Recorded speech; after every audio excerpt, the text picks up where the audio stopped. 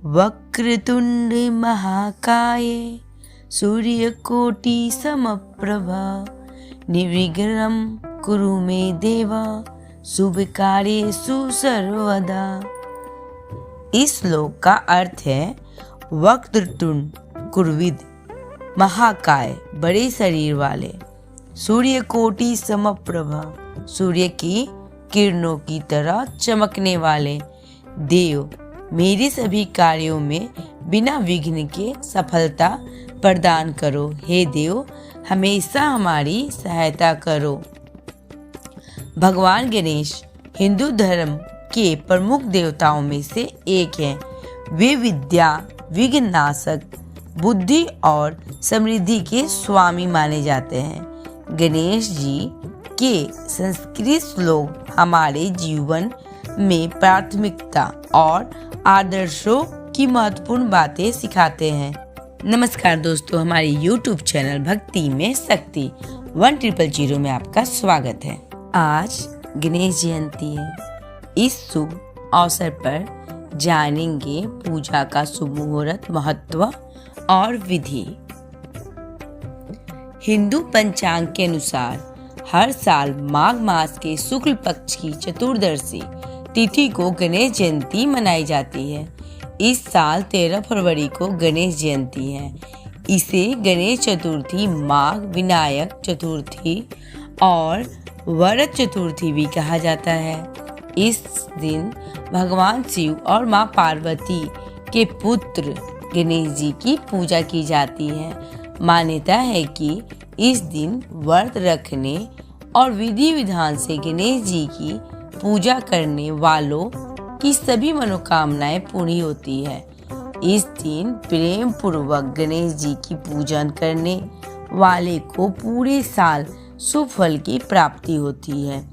तो चलिए जानते हैं गणेश जयंती, शुभ मुहूर्त, महत्व और पूजा की विधि।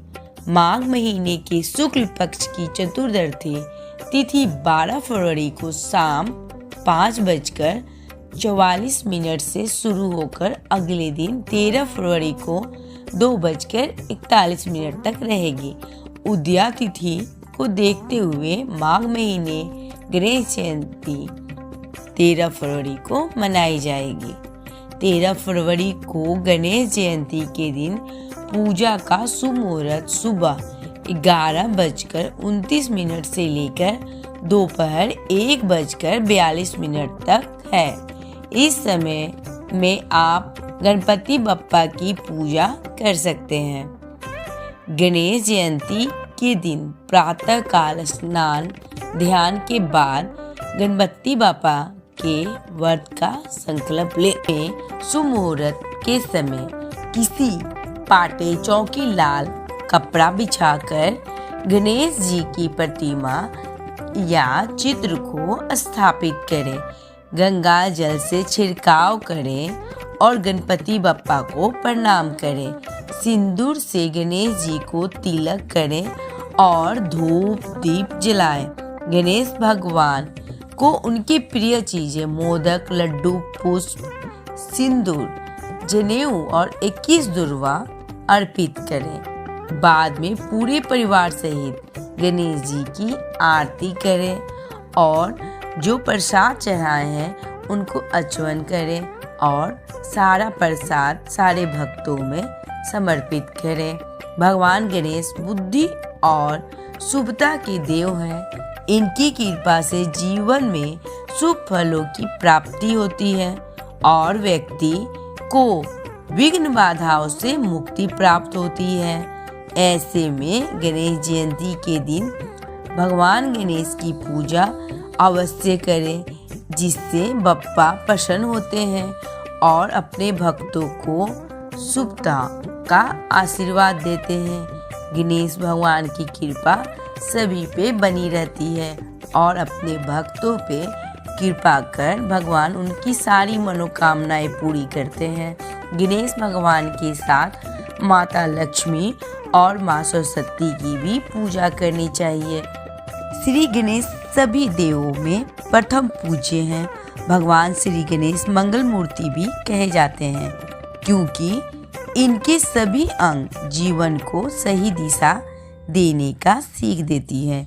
बड़ा मस्तक गणेश जी का बड़ा सिर यह ज्ञान देता है कि अपनी सोच को बड़ा बनाए रखना चाहिए।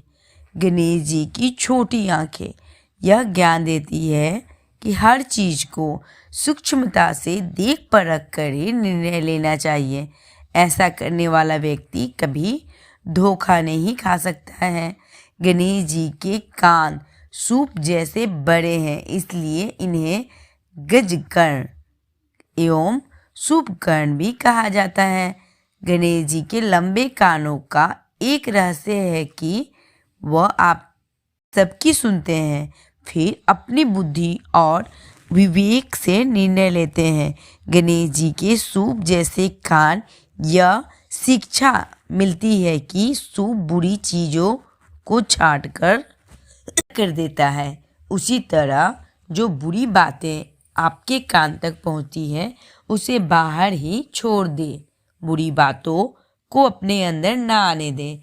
गणेश जी के सूंड हमेशा हिलती डुलती रहती है और जो उनके हर पल सक्रिय रहते हैं का संकेत देते हैं। यह हमें ज्ञान देती है कि जीवन में सदैव सक्रिय रहना चाहिए। जो व्यक्ति ऐसा करता है उसे कभी दुख और गरीबी का सामना नहीं करना पड़ता। शास्त्रों में गणेश जी की सूंड की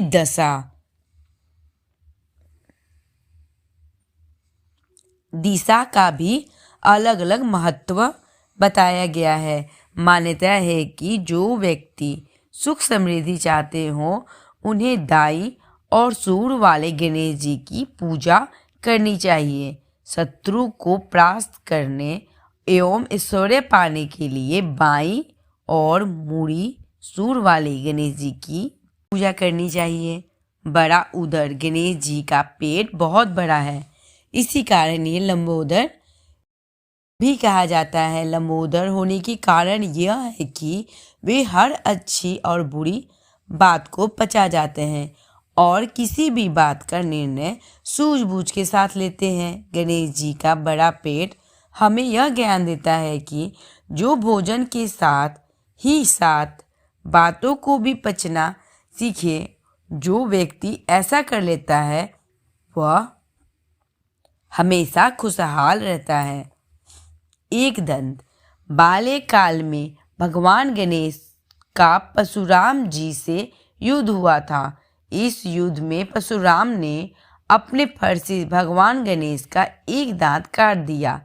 इस समय से गणेश जी एक दंत कहलाने लगे। गणेश जी ने अपने टूटे हुए दांत को लेखनी बना लिया और इससे पूरा महाभारत ग्रंथ लिख डाला।